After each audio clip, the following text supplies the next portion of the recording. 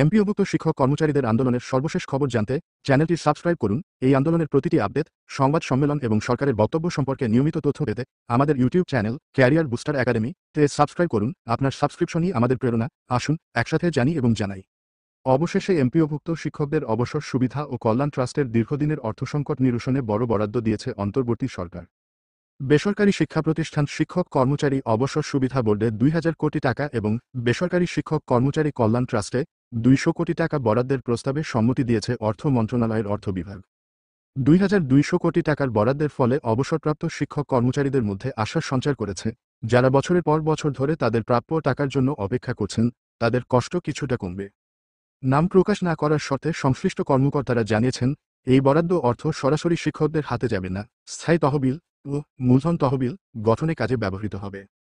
অর্থ মন্ত্রণালয়ের সম্মতিপত্রে স্পষ্টভাবে উল্লেখ করা হয়েছে যে অবসর সুবিধা বোর্ডের জন্য বরাদ্দ করা ২,০০০ কোটি টাকা এবং কল্যাণ ট্রাস্টের জন্য বরাদ্দ করা ২০০ কোটি টাকা লাভজনক সরকারি সিকিউরিটি বা ট্রেজারি বন্ডে বিনিয়োগ করতে হবে। এই বিনিয়োগ থেকে প্রাপ্ত সুদ দিয়েই শিক্ষকদের আবেদন নিষ্পত্তি করা হবে। এই তহবিল গঠনের মূল উদ্দেশ্য হল দুটি প্রতিষ্ঠানের আর্থিক ভিত্তিকে শক্তিশালী করা এবং একটি স্থায়ী সমাধানের পথে হাঁটা, যাতে ভবিষ্যতে আর অর্থসংকটের কারণে শিক্ষকদের আবেদন আটকে না থাকে।